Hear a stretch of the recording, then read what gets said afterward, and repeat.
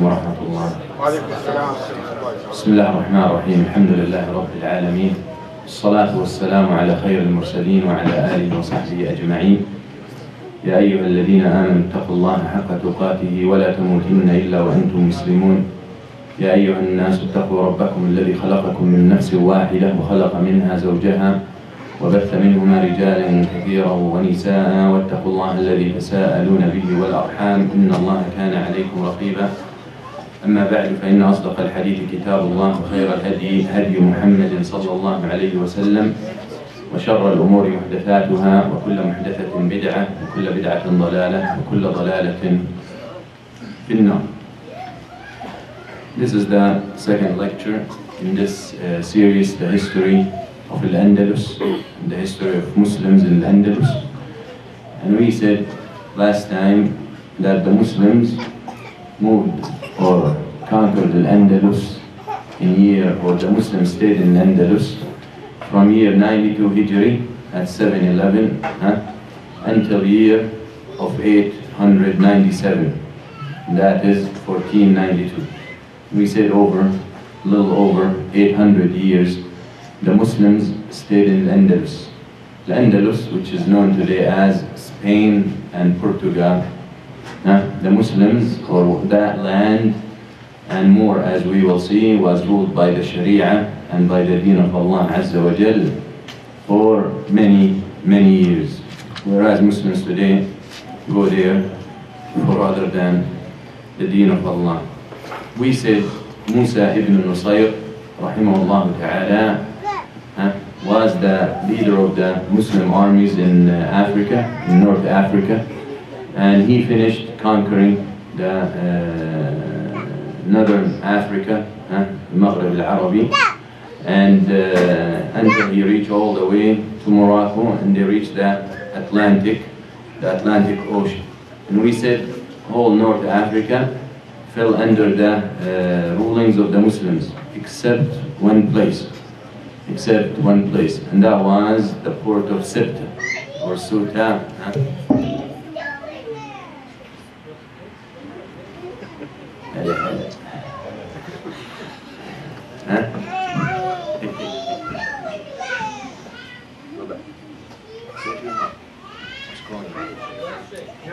Okay, north of Sirta, or port of Sirta, which is the port.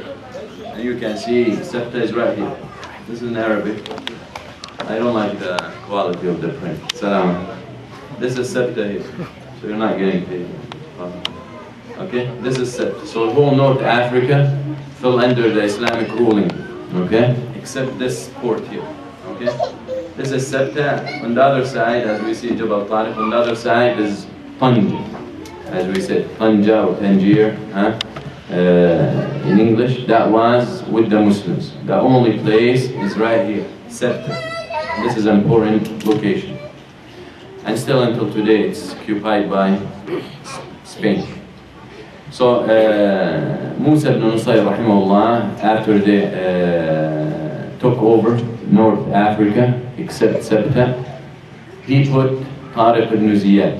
We talked about Tariq ibn Ziyad ibn al-Barbar. He put him as wali, okay, and as the governor of Tanja, because of the seriousness of the location. It's very strategic location. Very much, if you're open from here, and if you're open all the way, then it's easy. Any army can come in and go into the North Africa where Muslims are. Back.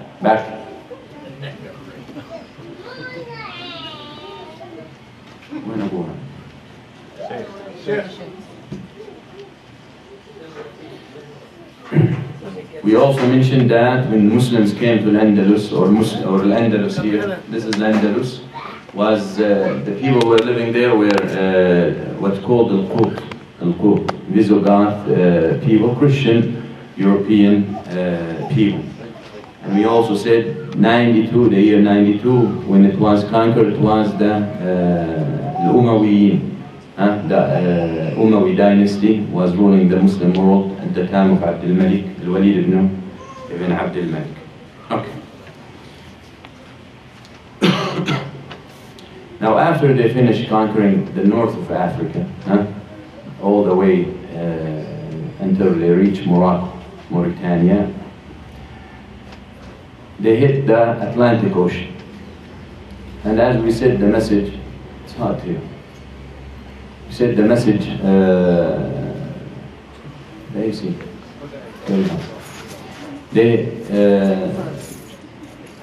the Muslims' mission was, and they did not care, as we will see. They weren't worried about gaining more lands and more power and more money and more wealth. They were concerned about spreading the deen of Allah Azza wa Jal, about bringing the deen of Allah to the people. And we will see in the conquer of Al-Andalus, that was very clear. That they didn't bother about what they're going to find there and how much wealth and how much treasures and all that, even though these places were rich. But you will see in comparison, when the non-Muslims or the Christians took over Al-Andalus, as we will see toward the end, and how they spread havoc and corruption and robbed people and all that. Now, for the Muslims to go from here, this is North Africa here, for the Muslims to go from here to here, they have to pass by this strait, Madiyah Jabal Tariq, Gibraltar Strait. They have to go through here to this land. Now, for Muslims to come from this part of the world to a new part of the world, a new continent, there are many challenges. Okay, many challenges. It's not going to be easy. It's not, let's get in the car and just drive across the ocean to conquer. There are many things and many challenges, as we will see, and they had to deal with before going. The distance, this distance here between the land to the land on the both sides of the strait is about 13 kilometers. Okay, that's about 8 miles. Okay. Now that requires some ships. It's not easy to cross that without big ships. So الأسطول البحري, or the marine fleet, was very important. And it's very important to have many ships to transfer or transport the soldiers. Another challenge was Juzr al-Bilyar, which is right here. These islands, Balearic Islands, those were with the Christians. So for the Muslims to go into this land, they will be exposed from the east. Okay? So it's very important to figure out how to deal with those small islands right here in the Mediterranean before they can move in. Again, Mina Septa, the port of Septa or Suta, that is under the Christians. Okay, and that is dangerous because many things could happen. They could deal, the army could be in there and they could attack from behind. The Christians in the in the land in Europe could attack from the front. So it's very important, very crucial things. What happened in Septa? The king of Septa was a man named Julian. Okay, Julian. In this land was one of his friends, the king, and his name was Gicha or Aquila. They were two good friends. Aquila was killed by another one or another man called Ludrig. The Arabs call him Ludrig, which is Rodrigue. Okay, in Spanish or in English. In Latin, his name was Rodrigue. Rodrigue revolted against Gicha and took over. Gicha was the friend of the king of Sud, Julian. Okay? So there are many things, many issues going on. In other words, also this Rodrigue was very monstrous. And he was oppressing his people too much, so the people hated him. So you can start formulating an idea what's happening in there. So there was supposed to find a solution for this Suta or Sept. The forces of the Muslims that came, now it's a lot of Muslims, or the Berber in North Africa, new in Islam. So you cannot rely on them to fight. And a lot of the soldiers or the Muslim armies that came from the east, from the peninsula, Sham, Egypt, all that, are not very high in numbers, very few. So that's also an issue that will face Musa ibn Nusayr, rahimahullah, when he deals with this conquer. Also the Christians in this land, well prepared. They have many fortresses, many castles, too much weapons. They're just comfortable in there. Add to all that, the land is almost unknown to the Muslims. They don't know how the land is, okay? The nature of the land. They don't know mountainous, watery, whatever it is, okay? So all these things give you the impression that it's impossible. How you're going to go in a land you have no idea about it, how you're going to fight, how you're going to prepare your armies, how you're going to choose the right location. So all these challenges Musa ibn Nusayr had to solve before he can move in. Okay? Without being well prepared, he's just throwing his armies into tahluka and into destruction. So how did he deal with all these issues and how did he solve these problems? First, he started building ports. Okay? He started building ports. Because again, this part of Gibraltar, Jebel Tariq, is part of it is occupied by the Christians. So it's very hard to use it and very dangerous. So he started building ports. One of the ports he built, very big port, is port في مدينة القيروان, Tunis.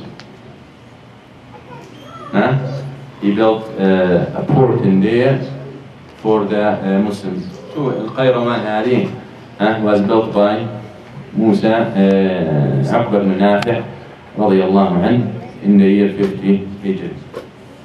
So he built ميناء القيروان في مدينة القيروان. The other thing, in Tunis, Tunis used to be called Qayrawan. So when we say Qayrawan, doesn't mean only Qayrawan you know. Okay, so don't be limited, huh? No. Okay, Mahdiya, yeah. Okay? So, add to that, now Al-Barbar, that who became Muslims, who are the inhabitants of these lands, he started teaching them the deen. And he started bringing the ulama and making the halaqat al-ilm and very intensive education, Islamic education to the people until they fell in love with this deen and until they related to this deen, and suddenly your worst enemies become your strongest point. Now the Muslim armies in this region become mainly from Al-Barbar, okay? From Al-Barbar. And we said before, when we said Barbar, a lot of people, especially Arabs, think barbaric and this and savage. We said actually, some of the historians said Barbar come from Sam, which is European of origin, blonde and all that. So very important to keep that on mind. So in a period of 5 to 6 years, Musa ibn Nusayr, rahimahullah, after this intensive Islamic teaching and da'wah, he turned the hearts of these people to become the armies of Islam. And as I said last time, Muslims come into places and that's what happened to the people. They get enlightened, they find the truth. Whereas you find those people coming into the Muslim lands and they spend hundreds of years and they cannot change it. As we gave the example last time of Aljazair or Algeria was occupied by the French for 130 years, okay? 130 years. And when they left, the Muslims were stronger than when they came. Something to tell you about this deen. Musa ibn Nusayr, as I said, put Tariq ibn Ziyad in charge of the armies that gonna conquer Al-Andalus. He put Tariq ibn Ziyad, and Tariq ibn Ziyad, Barbari, from Al-Barbar.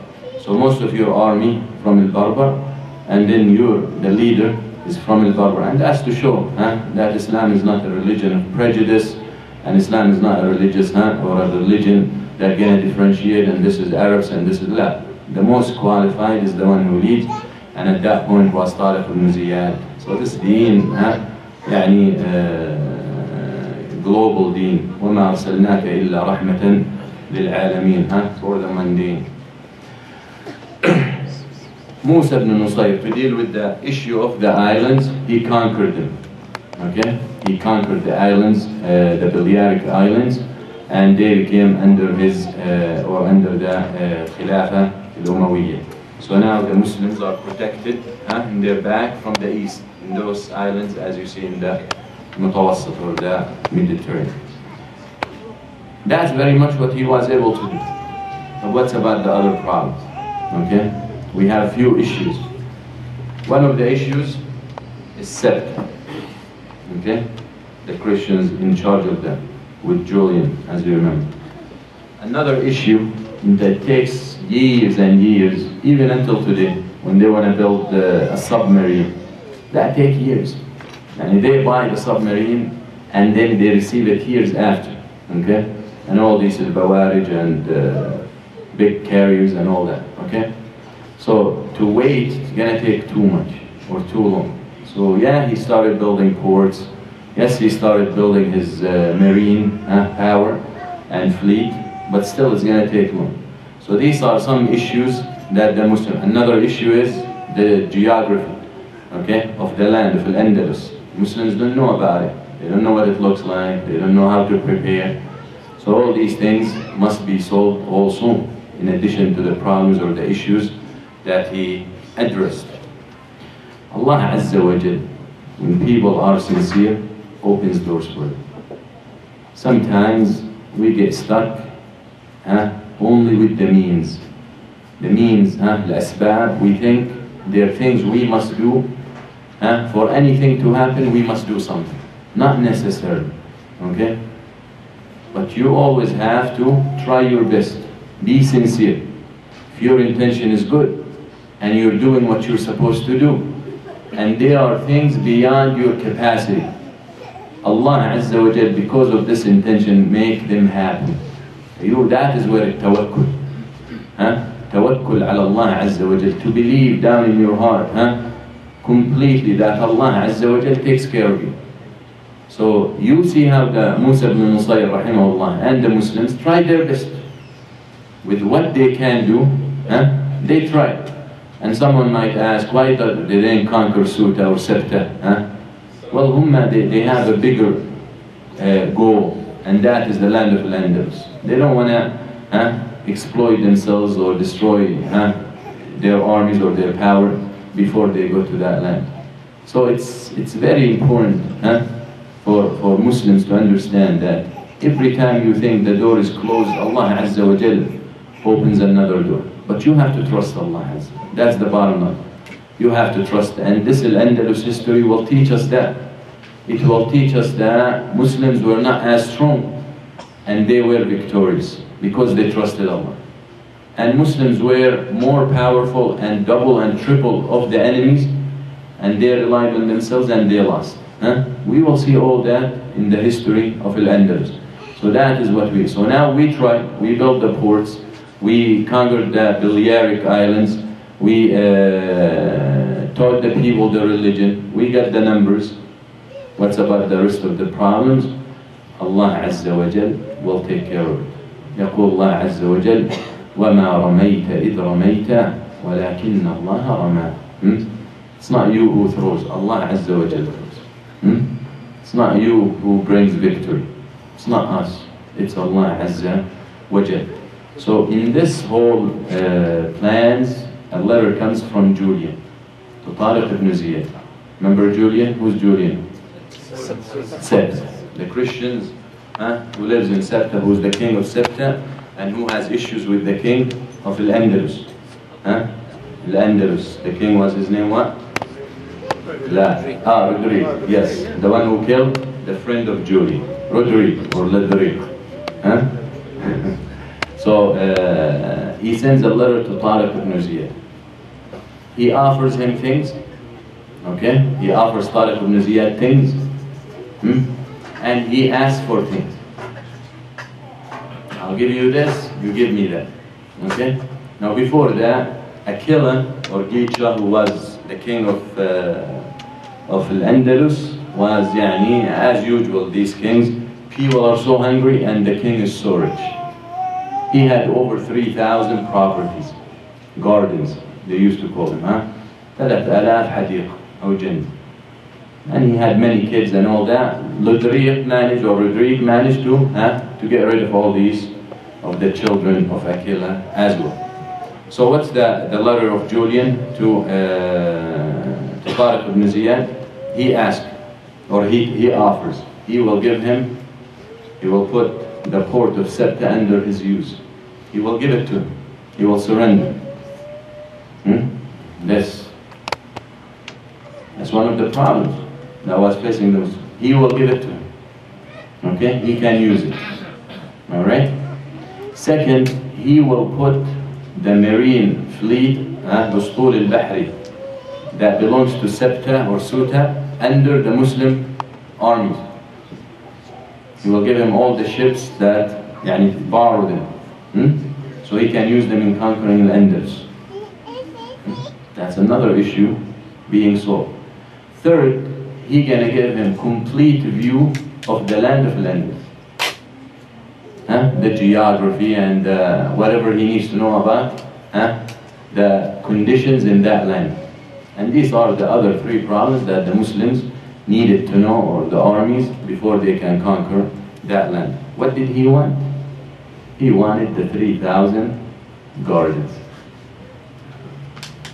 So he said, I'll give you my port, I'll give you my ustul, I'll give you my ships, I'll give you knowledge and about the land. You give me the 3,000 gardens that Rodrigue took from Guj or Gij. So the Muslims don't fight for money, and they don't care about properties. And this was a gift from Allah Azza wa Jal to the Muslims and to Tariq ibn Ziyad, where he was very happy about it. And he took the letter and he ran to Musa ibn Nusayr in Al-Qayrawan.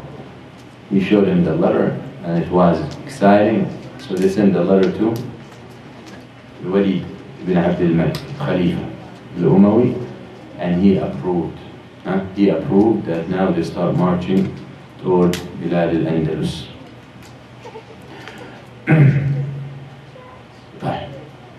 Before Khalifa Abdul Malik ibn Marwan, when he agreed, he put a condition. He said, you send small Sariya or small expedition, small group of soldiers to Al-Andalus. Okay? Let them check the land, because this Julian could be lying. And we will see throughout this history how the Christians never respected their promise, those kings. From the beginning until the end, the very end. We will see what happened. So Abdul Malik ibn Marwan wanted to make sure that these issues, that he's not lying and he's not making it as a trap for the Muslims. So he sends, Musa ibn Nusayr sends Sariya, or a small expedition, to Al-Andalus with a man named, in leadership, Tarif ibn Malik, or Tarif ibn Malluk. Okay? And he was from the Berber as well. So those 500 people go there in 91 Hijri, 710 Milad, 91 Hijri. They check the land, they study the area, they get their information, they get the data, and they come back to Musa ibn Nusayr and to Tariq ibn Ziyad. After they return, Musa ibn Nusayr sits for 1 whole year, preparing more. Now he got more information, so he started preparing the armies, he started preparing the plans and all that. And in year 92, he orders for the Muslim armies to cross the ocean and go to Al-Andalus. The army started crossing مضيق جبل طارق في شعبان 92. Sha'ban 92 Hijri, they started crossing the strait, and they landed, or they stayed in a mountain called, later was known as Jabal Tariq, okay? Gibraltar, Jabal Tariq. And that is, now they're here, okay? Jabal Tariq. Now, course, this area is under the supervision of Morocco and Spain and England. How many people crossed with the strait or the ocean with Tariq ibn Ziyad? He was with him 7,000 soldiers. 7,000. So Tariq ibn Ziyad's army was 7,000 soldiers or Muslims gonna face Europe. They're gonna face the armies of Europe and the armies of Al-Andalus. Obviously, they cross the ocean, they're gonna face the Coast Guard, the forces, the Qut, or the Gothic forces in the south, small, so they had an encounter with them, and they, Bidnillah Azza wa Jal, they defeated them. The center, okay, the capital of all this land at that time was Toledo, here, Toledo, okay? Toledo was the capital of Al-Andalus. That's where Ludriq or Rodrigue was staying, and next to Madrid or Madrid. So the Muslims go in here, Tariq ibn Ziyad, they defeat the Coast Guard. A letter goes straight to Toledo. Save us. The letter states that those armies sent. They said, أدركنا يا لدريق فقد نزل علينا قوم لا ندري أهم من أهل الأرض أم من أهل السماء.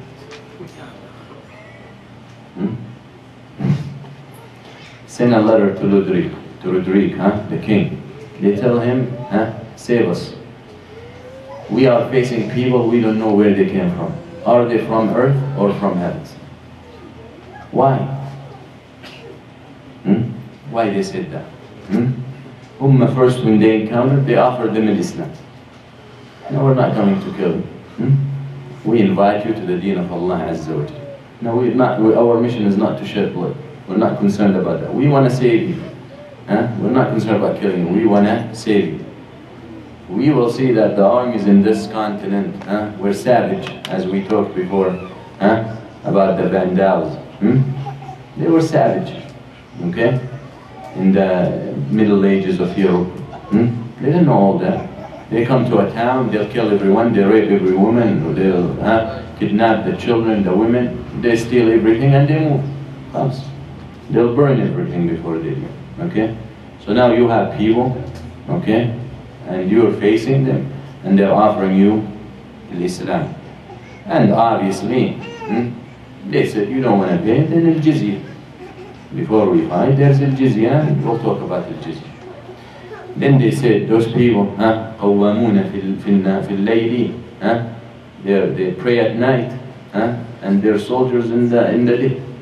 And it's not, armies usually sukru, arbadan, drinking, and parties, and women, and dancing, and music. But they see those people praying during the night for sanun fil nahar. They don't care about the dunya. So they send that letter to Ludriq. Of course, Ludriq, the arrogant, got angry, being attacked. So he prepares an army of 100,000 soldiers. 100,000. Okay? 100,000 soldiers, and he starts marching toward the south. So Tariq has 7,000 people with him, Tariq ibn Ziyad. So when he heard the news of Ludriq coming with 100,000, he sends a message to Musa ibn Nusayr. He wants madad, he wants support, more numbers. So Musa ibn Nusayr sends him another 5,000. So now you have 12,000 of Muslims against 100,000 soldiers. Of course, those those 5,000 he sent him are in the lead. The leader will be Tarif ibn Malik or Madluk, that was in the first expedition to the land of Al-Andalus. Tariq ibn Ziyad, while he's waiting for all that, he starts for the armies to come. He starts checking the area. Okay? He start checking the area where he gonna face them. He wants to find a very critical, very pivotal location. So he chose an area right here. Okay? An area right here. يعني it's wadi called Wadi Birbat. Okay? Wadi Birbat. In a state or wilaya in Spain called Cadiz. Okay? Arabi, Qadis. Cadiz or whatever in Spanish. Huh? And this Wadi Birbat or Wadi Lakka or Libka is right here. In this area. Okay? Right here. So he chooses a location like Wadi, a valley in there. He chooses there and he settles and he waits for the Ludriqs and the Andalusi's armies to come and face him. Why he chose that area? That area was very strategic. The south of the area was mountains. So now he's protected from the back. The east of the area, mountains as well. The west of the area, there's a big lake. Okay? So really the only area that they can be attacked from is the north. And that's obviously where the army is coming from. But he's not worried in the back, because until you control this land, you can send your ships from around. Okay? This Julian could betray you. Many things could happen. So now he chose an area where he's protected from the three sides, especially he's facing an army that is about 9 times his number. So he put Tarif to protect the south side, and the north was open for the armies to come. Roderick comes from the north with his 100,000 soldiers. They come loaded with ropes. One of the things they had in abundance were ropes. And the reason for that, because they were planning to tie the Muslim armies and take them back as slaves. That's how arrogant these people are. Okay? So they come with, and we will see in the future, with other armies or other battles with the Muslims, they used to bring the Jews. The Christians will bring the Jews. Those Jews are businessmen who had too much money to buy the slaves from the soldiers. Okay? And since then they had money. But anyway, so those come with ropes, بغال محملة بالحبال, just to tie, to chain the Muslims and take them back as, يعني they're coming confident that they're gonna be victorious. And of course, Ludriq, as it's the habit, he comes sitting on a throne or a bed made out of gold, carried on some mules, and he's wearing his golden crown.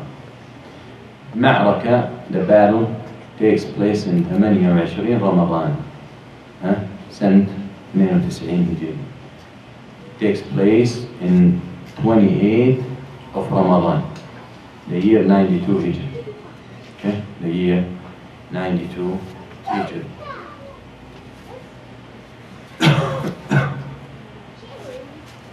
Okay, so remember, they came to Al-Andalus in Sha'ban. So the following month, it took place, the battle takes place in 28 Ramadan. Okay, so now you compare the Ramadans of the Muslims then and the Ramadans of the Muslims today. Okay, أكل ومرعى كالغنم, مسرحيات ومسلسلات وفوازير وموvies that's what the Muslims do in Ramadan, especially in the Arab world. Ramadan is the best month for أهل الفسق والفجر, people of corruption and actors and this and that. They prepare for Ramadan 6 months before. 6 months, but not for the ibadah and for fasting. They prepare for their movies and how to take people away from the masajid and from the deen of Allah. So this battle takes place in Ramadan. هذان Allah Azza wa Jal says هذان خصمان اختصموا في ربهم. Yeah, you have two armies facing each other. One army wants the dunya, and one army wants the akhirah. One army was brought by force, because they didn't like Roderick or Roderick. And one army came, voluntarily. One army wants the dunya, and one army wants to spread the deen of Allah Azza wa Jal. One army comes with the shaitan, and one army comes with the rahmah. Allah Azza wa Jal with the believers. The battle stayed or lasted for 8 days. The battle lasted for 8 days. Just to share, this ma'raka is known in history for the Arabs, or in the Arabic text, Ma'rakat Wadi Lak, or Wadi Birbat. Wadi Birbat. These names important to us to know. Qul Sa'id ibn Abi Waqqas. The first thing we would teach our children, Ghazawat, the battles. One of the things they used to start with, teaching their children, the battles. That's the honor of Islam. We are people, if we're not strong, everyone gonna step on us. That's the reality. If we're not strong. Other nations, they're not strong, and they're alone. They're left alone. Because they have nothing, they have nothing to threaten the powerful people. Islam does. That's why if you're weak, you get stepped on, and that's exactly what's happening in the Muslim world. So this is Wadi Lakka, or Mawqa'at Wadi Birbat. In Spanish, the Battle of Guadalete, or Guadalete, because the valley here, that is what it's called in there. Also it has another name, Rio Barbate. I guess Rio is Wadi, Rio, the Battle of Rio Barbate. Also another name, Lahanda, Battle of Lahanda. Okay? Just for you, Yani, if you look it up, you're gonna get lost. So 8 days this battle lasts. If it starts in 28th of Ramadan, that means what? 8. That means they fight in Eid, during the Eid. Okay? They continue the fight, continue through the Eid, through Eid al-Fitr. Alright? And here, they're facing, while they're fasting, they're facing the armies like storms, 100,000. How much you can fight. Coming from the north at them, and they have to face all these, and they're standing strong and firm.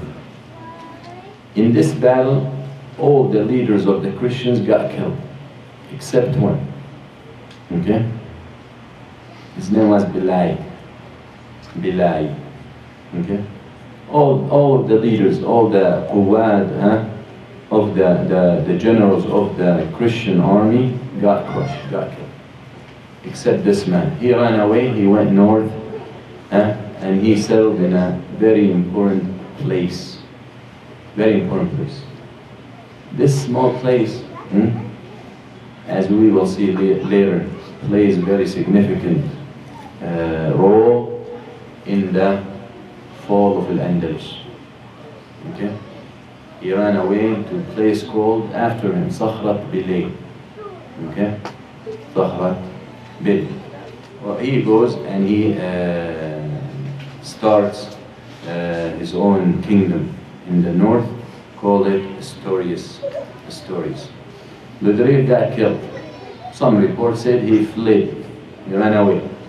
Okay? He ran away and then later on was killed, but he disappeared from history. After that battle, he completely disappeared from history, so most probably he was killed. In this battle, 3,000 Muslims were killed. 3,000 Muslims. Out of the 12,000, you got 3,000 killed. Okay? Those 3,000,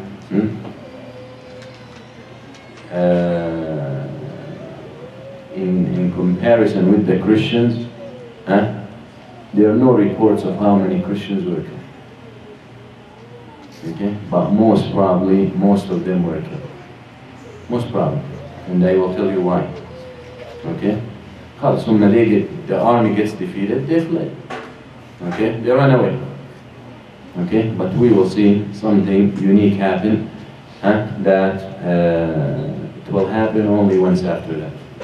Okay?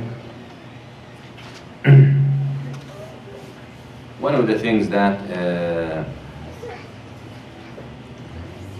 out of this whole thing, before we move on, is the issue of Tariq ibn Ziyad burning the ships. The story. Okay? There's a famous story that when Tariq ibn Ziyad with his ships, his fleet, the marine fleet, crossed the strait to Al-Andalus. Okay. So now they're on the other side. He ordered that all the ships that transported them to be burned. It's a famous story. Okay? And the reason, and he gave a speech, part of this speech, that he told his soldiers, now the sea behind you, the water behind you, وَالْعَدُوُّ مِنْ أَمَامِ, and the enemies in front of you. So, يعني أنت ميت. You, 100,000 coming at you. You want to give up now? You're going to drown. He burns all the ships, and he does that. This story is a lie. Why? First, we are people of Islam. We need to have sanad for this story to verify.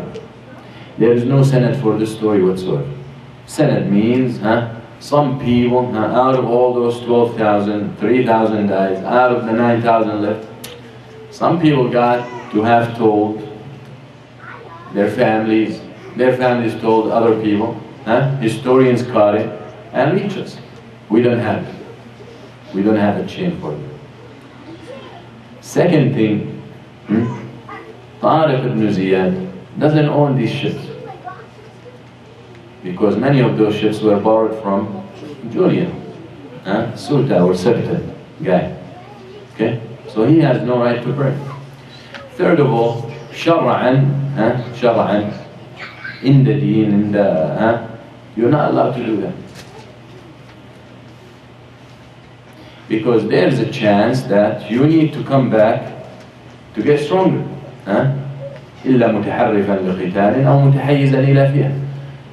Sometimes in the battlefield you have to pull out, so you regroup yourself and come back. Okay? Of course, pulling out as a defeat, that is one of the major sins. فَقَدْ بَاءَ بِسَخَطٍ مِّنَ اللَّهِ. But to pull out, to get regrouped or this and that, is something could happen. So for a big leader like Tariq ibn Ziyad to take this as decisions is not acceptable.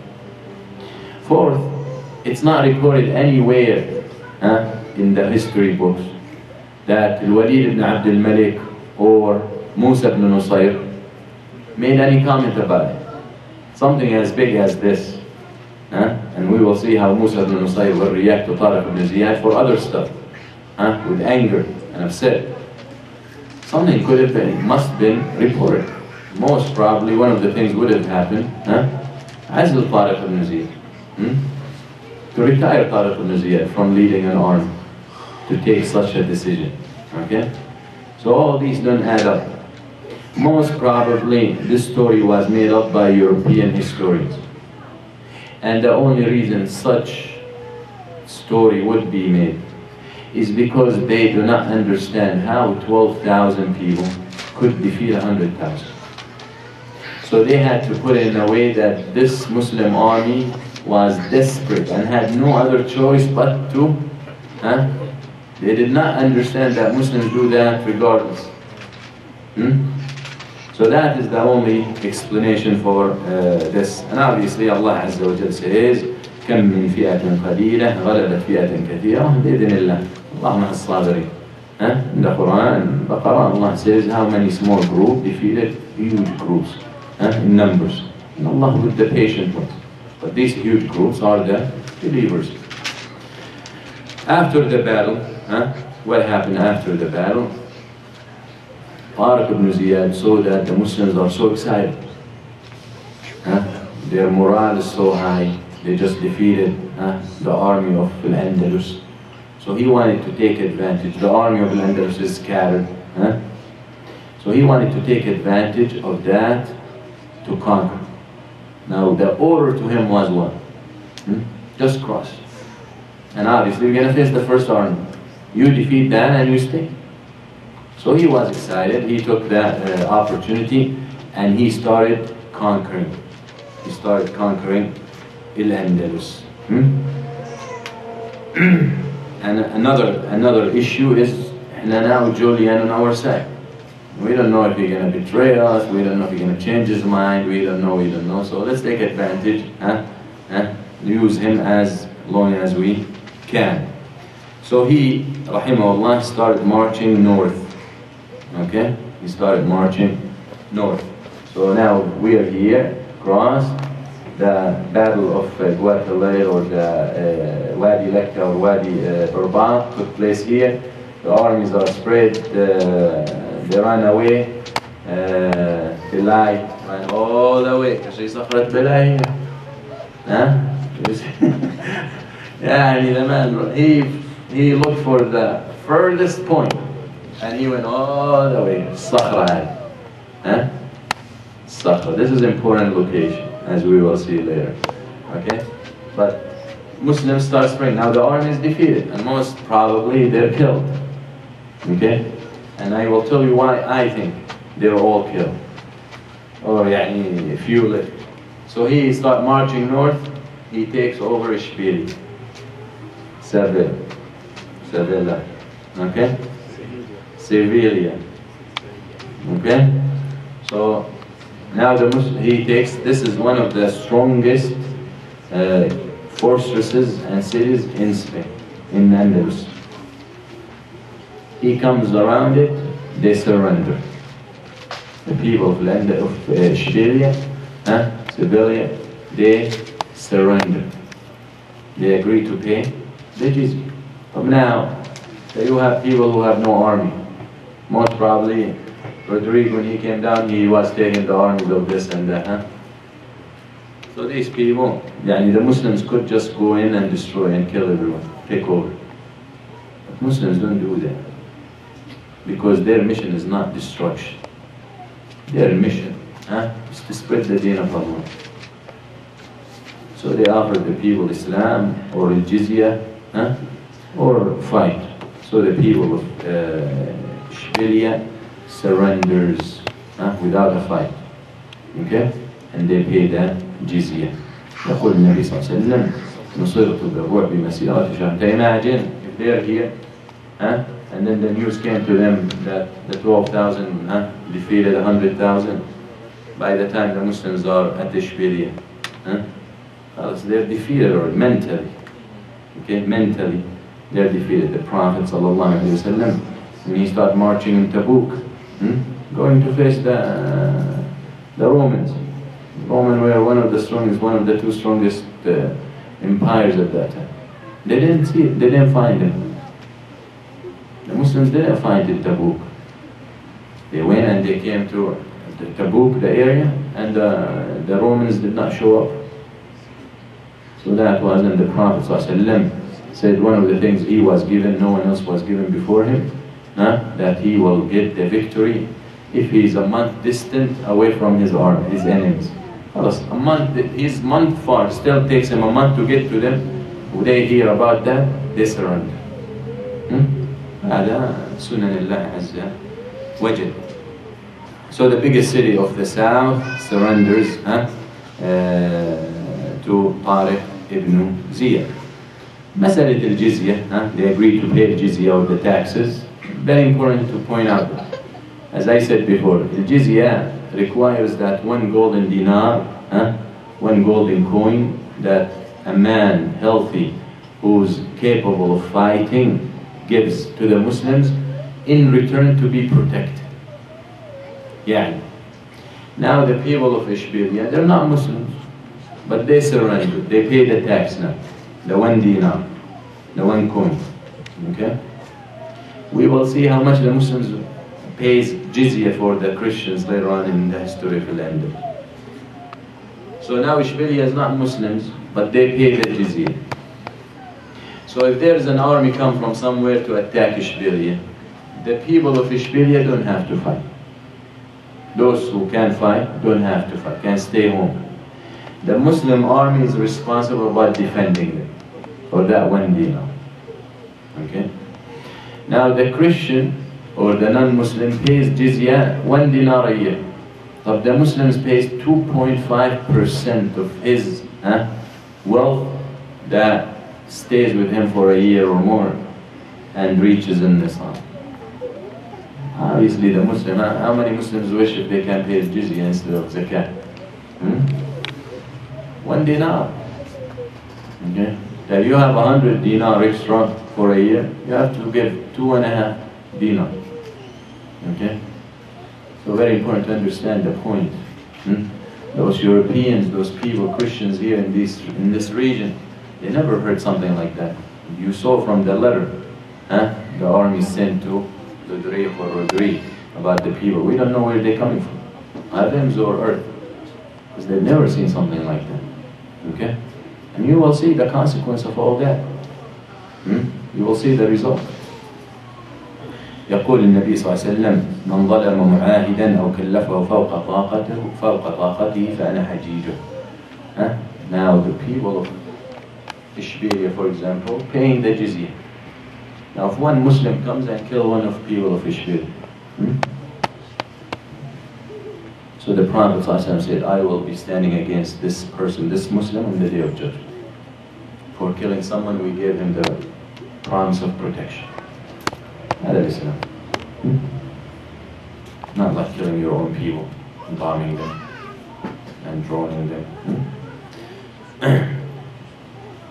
Tariq ibn Ziyad, after Ishbiliya,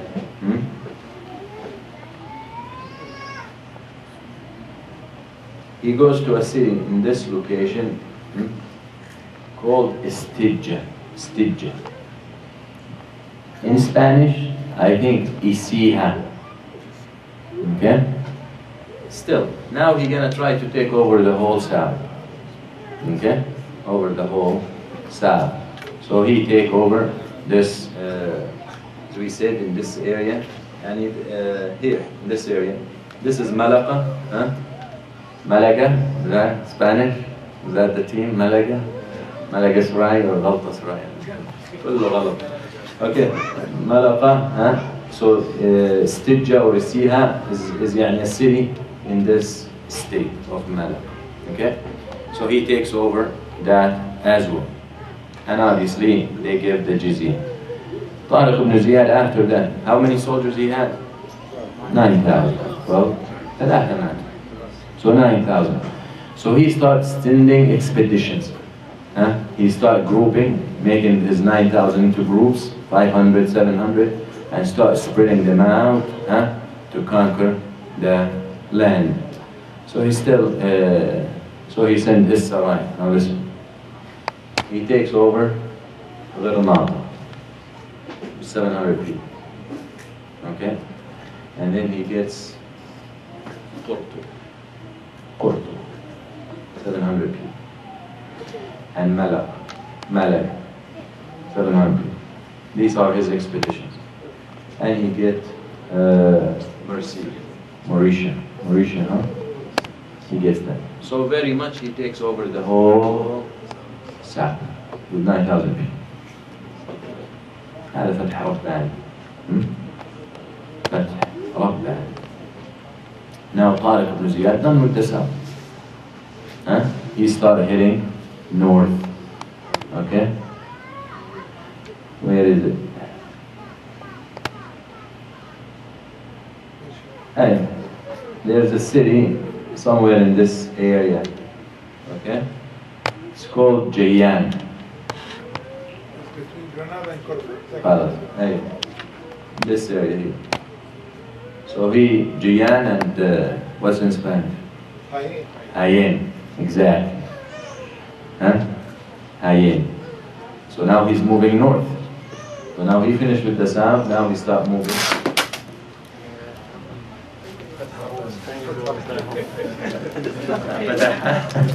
خلاص سقطت الأندلس.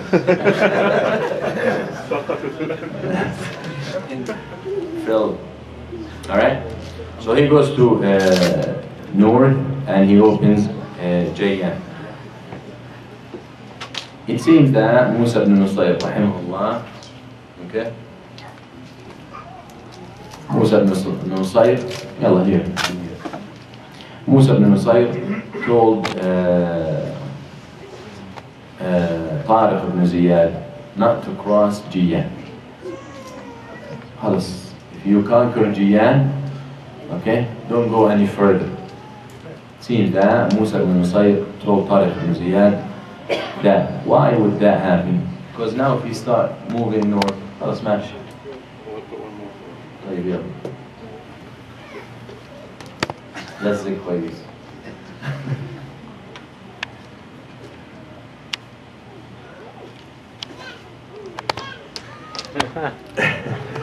Alright. So now he started moving north. Okay? Well, what he wants? He wants Toledo. If Toledo, the capital, falls, usually if you get the capital down, خلاص, the whole country is down. So he gets to Jayyan in this area. Now Musa ibn Nusayr doesn't want him to go beyond because he could be surrounded by Christians. Now he's going too much north. He doesn't know what's coming from the north and now the south. Because these citizens, you're opening them and they're surrendering. But you're not leaving too many people with them. So they can revolt. And that's exactly what happened. Ishbiliya, falls, submit, surrenders. But we will see, in very short time, it revolt. Because with 9,000 people, you cannot just spread them all over, put 2 here and 3 here and 100 here. People are going to take over, okay? And that's exactly what happened. So Tariq ibn Ziyad was ordered not to go further before he came. But it seems that everything falling easily. As we said in Shamal al-Hariq, in the northern Africa, we said Uqba ibn Nafi' radiyallahu anhu conquered the whole northern Africa until the Atlantic in few months. But there are many revolutions. People are coming back and fighting the Muslims again in those areas because he did not settle. And then when Musa ibn Nusayr came, it took him 5 to 6 years to conquer North Africa. Start all over again. Thousand to conquer people and leave them, they're going to change their minds. Why are we going to submit to those strangers? So Musa ibn Nusayr will conquer, stay there, teach the people the deen, teach them Islam. People become Muslims, give their wala to the Islam, and then you move to the next, and you use them to move forward. And that's so Tariq ibn Ziyad did the same thing as Uqba ibn Nafi'. He's spreading all over very quick, and people are returning and revolting very quick. But when he saw it's so easy, it's the conquer, he keeps marching north. Okay? He keeps going north until he reaches Toledo. Musa Tariq ibn Ziyad reaches Toledo. شوف how deep he is. طب هذا if he wants to come back, if he wants to leave, there's no way. Okay? But he reaches Toledo. Okay? Toledo opened its doors. No fight. Opens its doors for Tariq ibn Ziyad. They surrendered.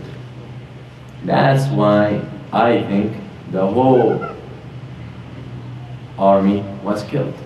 Where are the people? Those 100,000s, where are they? If you cannot defend, if you run away, where are you going to run? Back to the capital. There were no one to fight. So most probably, Ma'rakat Barbat was Izz lil-Islam. 3,000 Muslims killed. Most probably, most of the Christians' army was killed. Regardless, Toledo surrenders and opens its doors and pays the jizya. Agrees to pay the jizya. Musa ibn Nusayr at that time got upset. When he heard the news, he got angry. and he sends a letter to Tariq ibn Ziyad commanding him to stay in Tulaytala and not move forward, okay, until he comes. Of course, you're going to read in the history that Musa ibn Nusayr ordered or commanded Tariq ibn Ziyad to stop because he was jealous. That's what they're going. That's what they teach us. Because he was jealous that all the pride and all the honor will be in the name of Tariq ibn Ziyad. So that's why he ordered him to quit or to stop. We will see if that was true. So Musa ibn Nusayr tells Tariq ibn Ziyad, stay in Tulaytala here until I come to you. هو وين؟ في تونس. Okay? في القيروان. Musa ibn Nusayr settled in القيروان. So Musa ibn Nusayr comes to Tariq ibn Ziyad with an army of 18,000. 18,000 soldiers. When he reaches Al-Andalus, Ishbiliya broke the tree. Remember? Because it was quick. So when Musa ibn Nusayr reaches Ishbiliya, he finds them that they broke their tree. So he had to surround the castle or the city for a few months until they submitted again, they surrendered again. Few months. Remember with Tariq ibn Ziyad? Quick. And his army was little. But with 18,000, khalas, now because most probably they think, since we betrayed them once, now they're going to kill us. Muslims don't do that. Okay? So they surrendered. And you will see in history, and if we have in the future, if there is if we talk about Salibiyin, Hurub al-Salibiyya, the Crusades, as you will see people with no, don't tell me religion. You will be in Al-Andalus. We will see many of those incidents. Actually, toward the end, when we talk about the Spanish Inquisitions, Mahakim al-Taftish, these Inquisitions were blessed by the Pope, by the priests, Catholics. We will talk about that. So Musa ibn Nusayr surrounds Ishbiliya, Sevilla, for a few months until it surrenders and gives the jizya. Then he continued to go east. Again, same story with Malaqa. And there's Ronda as well, all in the east, and he brings them into Islam. He also, Musa ibn Nusayr, sent his son, Abdul Aziz ibn Musa ibn Nusayr. He sends his son and he conquers the Shbon, Lisbon, Portugal. Okay? So, conquer of Portugal was in the hand of the son of Musa ibn Nusayr, Abdul Aziz ibn Musa ibn Nusayr. So he conquered the west of Al-Andalus. Musa continues and reaches Tariq ibn Ziyad in Tulaytala. Which year? 94. So it took him 2 years to get there. Okay? So in year 94, Hijri. Now when I say Hijri, now this is our time. You know, you want to know where we stand in the Western calendar? At 620. Just add roughly 620 years, you will know. So when we say 94, add 620, so that will be 730. 92, but 94 I'm talking. Now Musa ibn Nusayr comes 94, so you're at 713. Alright? So Musa ibn Nusayr reaches Tariq ibn Ziyad. Of course there, he killed him. La. And if I'm jealous of someone, and I'm in charge, I'll kill him. And he disobeyed me. I'll call it betrayal. Right? Was very warm, very blessed meeting. They get together, and now they continue marching in their conquest with each other. Tariq ibn Ziyad with Musa ibn Nusayr. They start going from Tulaytala, taking over this land. They take over Barcelona. Barcelona. So now Messi on our team. That's all we know about Barcelona. Now, so now Barcelona here, in the far northeast, falls for the Muslims. They also take Zaragoza, okay, Zaragoza, as well as Aragon. Okay, so now this whole region, the northeast, Muslims took over. How do they call it? The Catalonia. Now even this area, Catalonia, now it's trying to split from Spain. They want independence from Spain. Inshallah, coming. Okay. So now very much the Muslims are on the borders of France. This is France. Okay. So Tariq ibn Ziyad with Musa ibn Nusayr, they take over and they reach France. The mountains, Pyrenees mountains, separate between France and Al-Andalus. Okay? These mountains, they're mountains between the two countries. So Musa ibn Nusayr sends an expedition to that region to check out and look at the area. So the whole Andalus, what happens? Falls under the Muslims in 3 years. So now the Muslims, Abdul Aziz came in the north, Musa in the west, Musa ibn Nusayr took over, made this stable. He goes to Tulaytala, they open the whole north and northeast in 3 years, except Sakhra Khili. Okay? This area, small area, in Spanish, Covadonga. Okay? Covadonga. Everything falls except this area. Allah Azza wa Jal has His own reason, His own hikmah. Okay?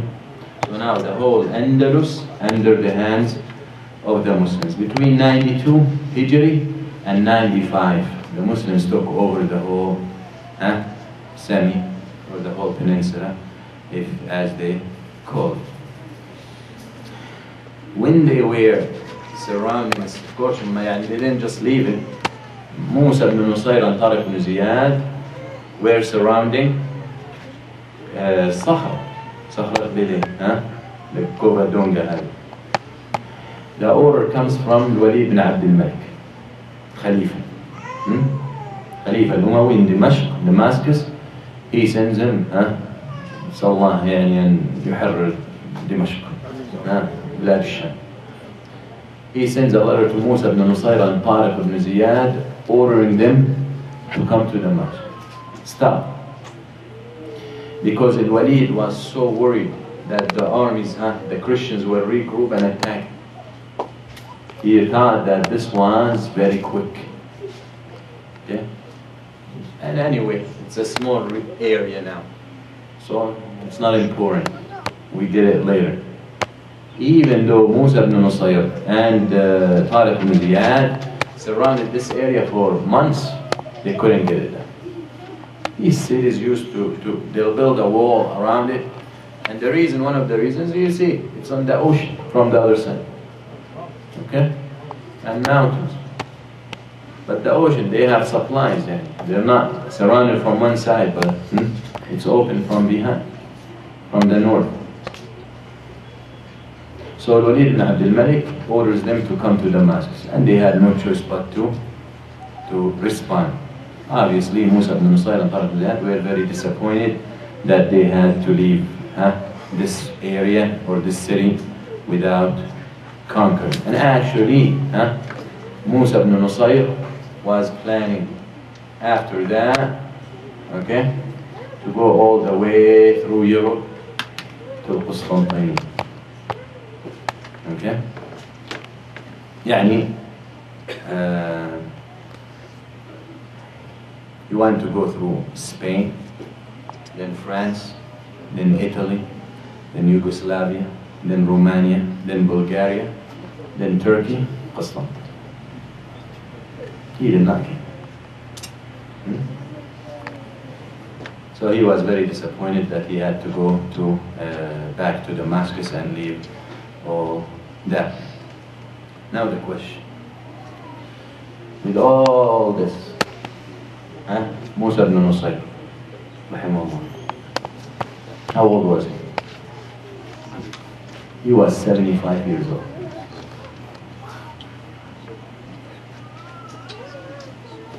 With all this, the man wanted to go through Europe to get to Constantinople, because the Prophet ﷺ promised that Constantinople, today Istanbul, promised that the Muslims will conquer. 75 years old. هذا رجل يريد الدنيا. This is a man who cares about the dunya. 75 years old. Subhanallah. Today 75 years old, بيلعب شيء بيشرب شيشة و playing نرشديرات شو اسمه طاولة sitting in the coffee shops all day long playing. Allah understand. Alright, so they go and they reach Damascus. They get to Dimashq. 3 days later, Al-Walid dies. 3 days later, Al-Walid, Khalifa, dies. And his brother, Sulaiman bin Abdul Malik, takes over. Okay? So Sulaiman had the mentality of his brother, because he was worried. Okay? So he keeps Tariq ibn Ziyad and Musa ibn Nusayr with him in Dimashq. Sulaiman, at this point, from this point on, we don't know anything about Tariq ibn Ziyad. Disappeared. Okay? They said he died in year 102. Okay? 7 years later. But we don't know much about him after that. Sulaiman bin Abdul Malik decided to go to Al-Hajj in year 97 Hijr. Okay? In year 97, he decides to go to Al-Hajj. Musa ibn Nusayr been busy in jihad and in fighting and away, and he had longing to go to Al-Hajj, so he goes with Sulaiman bin Abdul Malik. On his way there, Musa ibn Nusayr makes dua. He says, Allahumma in kunta turid li al-hayah fa'idni ila ard al-jihad wa amitni ala al-shahad wa in kunta turid ghayra dhalik fa'amitni fi madinati rasul. Musa ibn Nusayr rahimahullah, they're going to Al-Hajj. On the way he makes dua. He says, oh Allah, if you're going to give me more life, you're going to allow me to live longer, then let me live fighting fi sabil. And give me the opportunity to die shaheed. And if you want to take my life, then take my life in the city of your messenger sallallahu alaihi wasallam. He dies in the city of the Prophet sallallahu alaihi wasallam. من المؤمنين رجال صدقوا ما عاهدوا الله عليه. This is a man who was truthful with Allah Azza wa Jalla. The man comes to the Prophet sallallahu alaihi wasallam. They fight. He calls him over. This is for you. From the ghanaim, from the booties of war. This is for you. He said, Ya Rasulullah, I did not come with you for this. I did not come with you for this. He said, what did you come? He said, I came with you for an arrow to hit me here. So I die shaheed fi sabilillah. So the Prophet ﷺ says, in tasduqillah asduq. If you're truthful with Allah, Allah will be truthful. They continue the fight. They bring the man to the Prophet ﷺ with the arrow in his neck. He said, huwa. It's the same man. They said it. يقول صلى الله عليه وسلم صدق الله فصدقه الله. He was truthful with Allah. Allah was truthful to him. فأنت ماذا تريد من الله? So what you want from Allah? What you do in your life? What you want from Allah? You come to the masjid and you pray and you fast and you give sadaqah and you give khutbahs and you give lecture. What you want from Allah? What is your intention? Because you will be rewarded based on that. You work hard. What you want? You live in this dunya. What you want? Have you sat with yourself to say, what I want from Allah? But we are busy just to ask Allah for good living and a house and a wife and money and business and jobs and success. What do we really ask Allah? So Musa ibn Nusayr rahimahullah asked Allah Azza wa Jalla, as we said, and he dies in the city of the Prophet sallallahu alayhi wasallam. At that point, the whole Andalus was conquered. Was conquered, except the whole Andalus became under the hands of the Muslims, except the Sakhra, under the Christian. And this era, because you will see the Muslims in Andalus is divided into eras.